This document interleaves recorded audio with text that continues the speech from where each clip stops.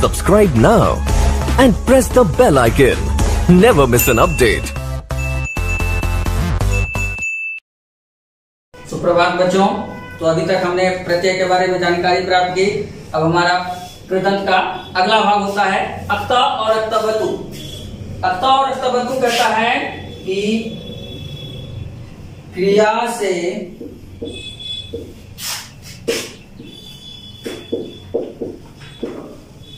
भूतकालिक अर्थ को प्रकट करने के लिए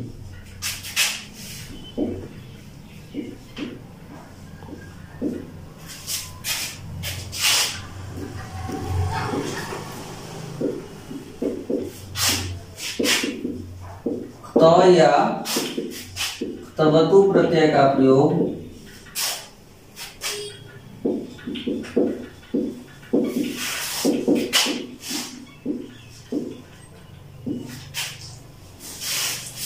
तवतु प्रत्यय का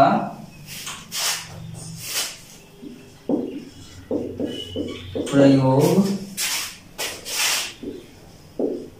किया जाता है। अभी तक हमने जो भी देखा है उसमें देखिए कहता है अक्ता और अक्तवतु। तो क्रिया का जब हम सभी रूपों में प्रयोग होता है, वर्तमान काल, भूतकाल, भविष्य काल, सब अर्थ में प्रयोग होता है, तो उसका रूप अलग चलता है। हमने शब्द रूप, धातु रूप पढ़ा होगा। इसी में कहता है कि वो धातु रूप से इतर, हम धातु रूप के रूप को नहीं भी जानते हैं और इसके प्रयोग को जानते हैं, तो हमारा 90% तक का काम पूर्ण हो जाएगा। कहता है अक्ता और अक्तवतु क्रिया से जब भूतकालिक, पास्ट टेंस, बीते हुए समय का बोध कराने का प्रयोग हो और उस अर्थ को प्रकट करना हो, तो क्रिया के साथ अक्ता या अक्तवतु प्रत्यय का प्रयोग किया जाता है। अक्ता या अक्तवतु प्रत्यय का। अब फिर प्रश्न वही उठता है कि एक ही के साथ दो क्रिया का, दो प्रत्यय का प्रयोग क्यों? तो वहां पर भी एक अक्ता प्रत्यय जो है वह कर्मवाच्य के साथ प्रयोग होता है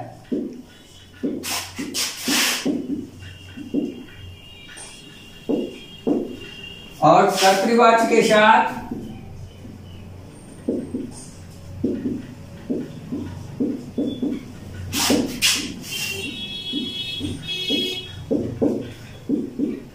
अक्तवतु। जैसे मैंने पुस्तक पढ़ा, मैंने पुस्तक पढ़ा, तो इसी सेंटेंस को मैंने पुस्तक पढ़ा, अहम पुस्तकम अपठम। ये सामान्य नियम धातु रूप के अनुकूल हुआ। अब कहता है अपठम के स्थान पर अहम पुस्तकम पठितवान। अपठम यह उत्तम पुरुष में होता है। यदि मैंने के स्थान पर तुमने लिख दिया, तुमने लिख दिया, तो यहां पर अहम न होकर के त्वम, और यहां पर भी बदल जाएगा, अपठम ना होकर के अपठ होगा, लेकिन त्वम पुस्तकम पठितवान। तो यदि हमें ये रूप नहीं भी स्मरण है तब भी हमारा काम, यदि हमारा प्रयोग प्रत्यय का प्रयोग करना आता है, तो हम क्रिया के साथ, किसी भी क्रिया के साथ, संज्ञा के साथ, किसी भी पुरुष के साथ इसका प्रयोग कर सकते हैं। त्वम पुस्तकम पठितवान, सह पुस्तकम पठितवान, यानी यहां पर रूप बदलेगा नहीं। उसी तरह दूसरा इसी सेंटेंस को मैंने पुस्तक पढ़ा को जब हम कर्मवाच्य में लिखते हैं और अक्ता प्रत्यय का मया पुस्तकम पठितम, पठ जो रखता पठिता और इसके अनुकूल पठितम, ये हुआ अक्ता अक्तवतु। इन प्रत्यय का भी प्रयोग कर लीजिएगा, देख लीजिएगा। और अगला प्रत्यय हम देखते हैं तव्यत और अनियत।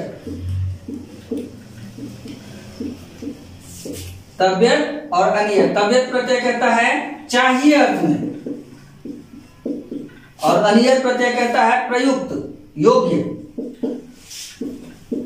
इस अर्थ को दिखाने के लिए। तो क्रिया से जब चाहिए अर्थ निकले, शुड वुड का अंग्रेजी में आप प्रयोग करते हैं, वहां पर शुड वुड का जहां प्रयोग करते हैं वहां पर क्रिया में संस्कृत में तबियत, तबियत में तव्य बचता है, द्रष्टव्य, नष्टव्य वगैरह वगैरह शब्द बनता है, तो तव्य शब्द नष्ट बनता है। और अनियर में अनीय या नीय ये बनता है देखने योग्य, दर्शनीय, पीने योग्य, पानी, देने योग्य, दानी वगैरह वगैरह शब्द बनता है। तो क्रिया से जब चाहिए अर्थ, वर्ब का जब चाहिए शुड वुड अर्थ में प्रयोग होता है, तो चाहिए अर्थ में हम उसके साथ क्रिया के साथ तव्यत प्रत्यय का प्रयोग करते हैं।